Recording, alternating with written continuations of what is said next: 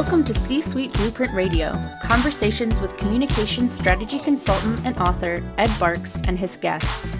C-Suite Blueprint Radio serves as a practical resource for senior communications and government relations executives who counsel their C-suite leaders. Our goal? To help you achieve your business and public policy goals. Now, here's your host, Ed Barks. Arnold Sanow is known as the get-along coach. He helps leaders improve communication and people-related challenges. He's the author of 7 books, including Get Along with Anyone, Anytime, Anywhere, and the Amazon #1 bestseller, Leadership in Trying Times. He has delivered over 2,500 programs and was rated by Successful Meetings magazine as one of the top 5 best bang-for-the-buck speakers in the USA. Arnold also helps speakers, trainers, coaches, and consultants who want to start their own business. Arnold, welcome. It's great to be here, Ed. Thanks for having me. It's a pleasure. Now, during our conversation today, I want to highlight the communications approach that you call soften.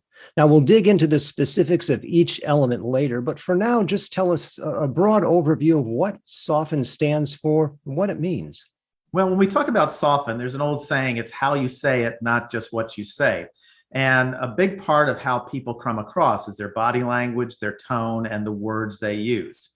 And so soften is how to be more approachable, likable, and trustworthy based on your body language. And how did you come up with the soften system? Was there a kind of a moment where you said, hey, this is it. This is how I can help people communicate better? Well, talking about communicating better too, I like to have acronyms that people can remember. So, S means something, O, and we can go into these, but they actually are something when people walk away, they remember it versus something that they don't remember in the long run. So you find that it really resonates. People can kind of keep it in mind and use it as a tool to further their own communications endeavors. Exactly. And again, soften your image to make you more approachable, likable, and trustworthy. And they continue to remember that. And people have called me back years later and says, I still remember that soften. So it's one of the things that you can tell versus a lot of times, we get intellectual without being emotional, and we don't give the things that actually people can remember. Right. And you are a hands-on guy. I mean, you understand the philosophy behind it, but really your focus is really on having people implement strong communication skills. Am I right? Exactly. And to me, the whole important part of it is people say, okay, body language means something, but they don't tell you how to do it. And when I work with audiences or individuals, people are looking at you like, so what? What are you going to tell me? What's the relevance of this? So when you say hands-on, you got to give them something they can actually walk away and use, and not just the so what, but also how do you do it? So that's where I come from. And are there certain techniques or certain exercises you use? Let's say you're talking to a group of, let's say 100 people. And you're trying to encourage them to communicate more effectively. Are there best practices in terms of exercises that somebody might use to kind of get these soften principles firmly in mind? Well, the first thing that I would recommend is just greeting people at the door. It's interesting. I do some work for Toyota and Lexus out in California. I always ask, what was the one thing that really, you walked away with today and made a difference for you? And they said, well, it was interesting. You greeted us at the door and it made us feel more comfortable and more open to talk about these things. So again, just being friendly and open and treating everybody with respect really does make a difference. Is your soften idea, Arnold, applicable both in the business world and in our personal lives too? I mean, can I use it around the house, for example? Oh yeah, yes. This is something that's in your business and personal life is important. And everything I talk about in your business, and when you talk about getting along, what you use in business is relevant. You can use with your partner and your wife or your spouse, and it works out pretty well that way. How did you become the get along coach? How did that happen?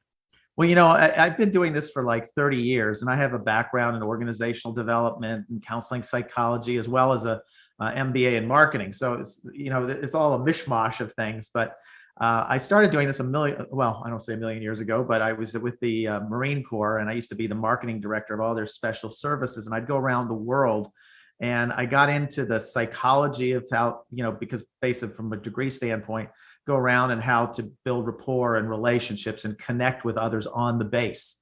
So they would come in and use your facilities. I've got to ask you, how did a group of Marines cotton to that? That's right. Well, you can't be too touchy-feely. Let's put it that way.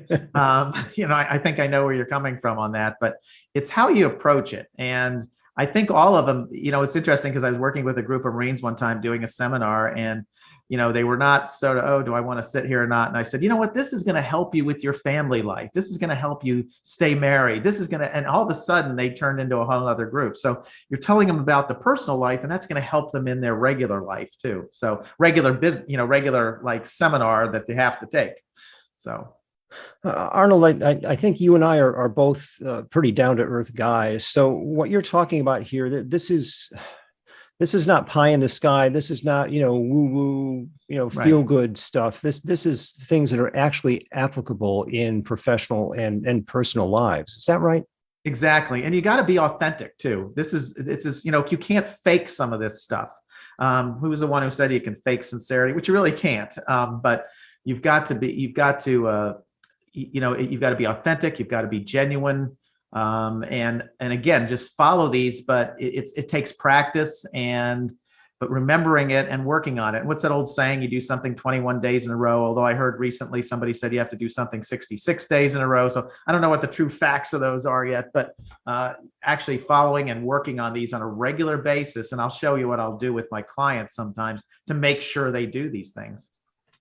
And I imagine the 21 and 66 days just depends who's done the research. Yeah, exactly. Now, I know, Arnold, that you work with consultants and speakers who are looking to start or enhance their own businesses. Tell me how Soften fits in with the advice you give them.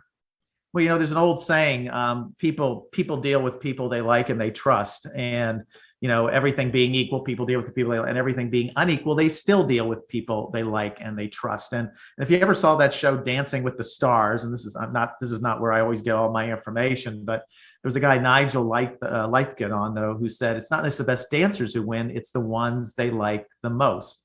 And it goes back to that old salesman thing. People deal with people they like and they trust. Death of a salesman. So likability, building your likability IQ makes a big difference. And it's interesting too, because when people look to hire somebody, they're sitting there in a room a lot of times, because I've been in a lot of these meetings, and they're thinking, okay, do I want to work with this person for the next 5 years? And a lot of that is, they can be the smartest person, they can have all this other details, but is that likability factor is so important. And Soften is the body language aspect of that makes a difference. In a moment, we'll dig into the specifics of Soften with Arnold Sanow. First, a quick reminder: to keep up with the latest in communications strategy and training, become a member of the communications community. When you sign up online at barkscom.com, you receive the research report, If You Thought 2020 Was Challenging, the Future of Professional Development in a Hybrid Working World. You'll also receive twice monthly emails to help you sharpen your communications edge. Just visit barkscom.com and tell us where to send it. Join the community today. Back now with Arnold Sanow and our conversation about using his Soften approach to communicating. All right, Arnold, let's dig into the nuts and bolts now and talk briefly about each of the features. First, S stands for smile, right? Right. And when I say smile, if you don't normally smile, I don't recommend doing it right away, because people wonder what you're up to. So watch out for that. But when we talk about smiling, and I use this too, because a lot of times now we're on the phone or things like that where people can't see you. And one of the clients I had, we put mirrors next to everybody's desk, and before they actually got on the phone, they had to smile to make the impression. And also just smile when appropriate. A lot of times people smile when I remember a newscaster one time said there were 5 deaths in Fallujah, and he had this weird smile on his face. So you got to be like, what are you portraying and what are you actually showing to make the difference? And just go into a little depth, if you would, about how you can tell when someone has a genuine smile and when they're putting it on. Well, it's interesting because you can tell just by the voice and the sincerity that they come with a lot of times with the smile, because you can see people, they're told to smile and they don't mean it or they don't show it. And the voice has a big context with that. because a lot of the ways people perceive you too is not just your body language, but your voice and your tone. So I always look at voice and tone to see if the smile is really there. Let's move on to the O in soften. That's open posture. Yeah, open posture. It's interesting because a lot of times I see this on people doing professional photos, and they have their arms crossed, for example. And quite frankly, in a lot of cases, that's a discourage, or it's a put off type thing for people. So I recommend a lot of times that you have your hands on your side, or in an open gesture position, because people make up their minds about you in milliseconds. And for you ever get in a disagreement with somebody, for example, and it's you, and if I put my arms crossed, it's you against me. And so it's sort of a turn off, or it's a turn away from people that you need to watch out for. So that's what I mean by open, and keeping in an open posture with your arms. And it's interesting in our culture that closed sense, when somebody's crossing their arms, could indeed mean that. It could also mean they're cold. It could also mean they're thinking. There are a lot of connotations to that. The fact is, though, you've hit the nail on the head, that we tend to view it as somebody being closed off. So even if you're cold, think about that open posture, right? Yeah, it's and there's old saying, perception is reality, which is not really true, but my perception is your reality, unfortunately. And it's amazing how people make snap judgments and assumptions right away. And what I'm finding is, like, when I do a program, for example, a retreat or a training session, I'll ask people, what does this mean to you? And it really comes off as standoffish, arrogant. I mean, these are the words I'm hearing a lot of times. So, you don't want that to get in the way of what you're trying to get through to people. The F in soften is interesting. Tell me about forward lean. Okay, forward lean doesn't mean leaning over, for example, but it's leaning towards the person you're talking to. So what you want to do is you want to connect on a body language level. So let's say we're sitting together. And if I want to build better rapport with you, I might have my legs crossed towards you. I might be sitting towards you in that area. It's sort of like when I talk to people, I don't sit behind a desk. I'll come out and I'll sit in a chair right next to them.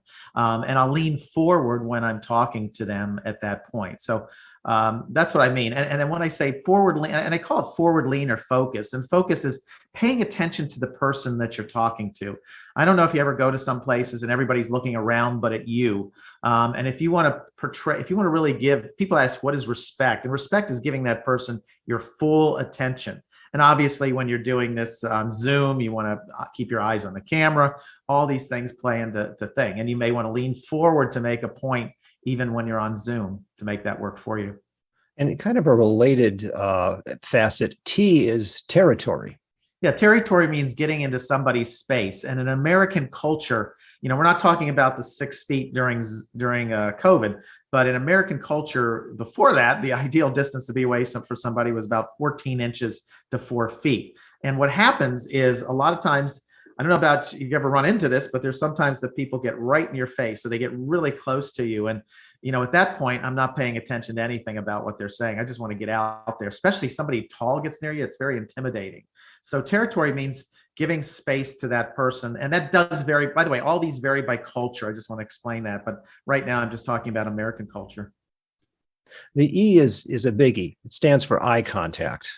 Yeah, eye contact. And by the way, that does not mean staring at anyone either. Sometimes I'm in seminars and somebody's looking at me like all the time, and it's like, Jesus, my zipper down or what? I mean, I don't know why they're doing that, but it makes you a little nervous. And in an American culture, the ideal time to keep your eyes on anyone is about 3 to 5 seconds. Now, I don't say you should time that. For example, if you're in a presentation, you want to focus on somebody until you finish the point, and then you move to somebody else until you finish the point. But, you ever see somebody when they're looking around, they're looking at everybody out there. Also, when we talk about eye contact, include everybody in there. If you're talking to 3 or 4 people, don't just look at one person, look at all of them, because what's going through that person's head that you're not looking at? They're thinking, oh, does he like me? Are they going to fire me? All these are through people's minds. So eye contact is, I'd say, 3 to 5 seconds. Don't time it. But it's you really got to do that to build rapport and relationships and connect and trust with people too. I've got to ask, with respect to eye contact, have your thoughts changed on this since we're now in a Zoom world? Well, in Zoom world, eye contact, I still think is very important.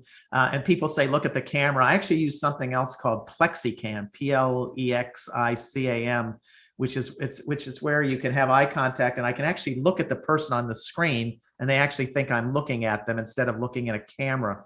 And this is something I might want to recommend to people too, because eye contact is important. But this Plexicam thing is where you have a remote camera that goes up and down, and I can put it right next to the picture of the person I'm talking to. So I look at them and they think I'm looking at them too. So that's, it still plays the same important role, but I think you still really need to keep your eyes on them, because people can see when you're looking up or down or all around or distracted by something else. And we've come to the last feature of soften, N for nod.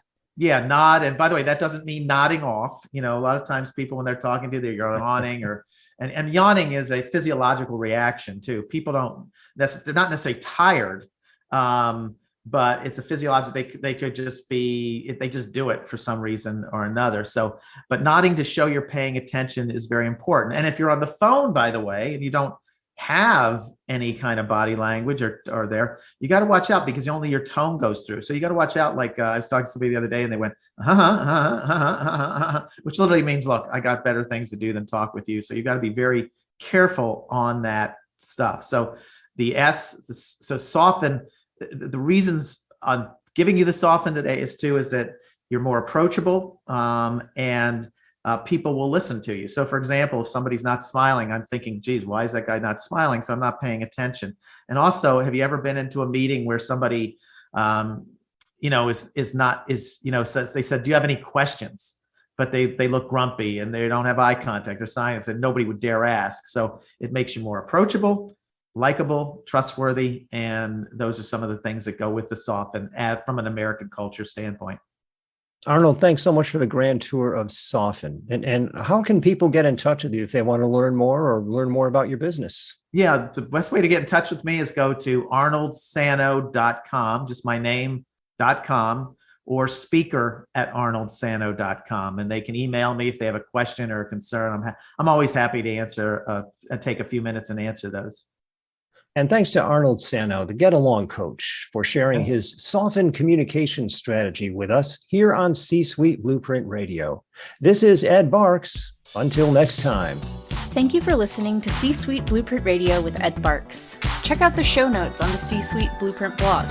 While you're there, comment on this episode by sharing your thoughts in the Leave a Reply box. To learn how Ed can help you reach your business and public policy goals, visit barkscom.com.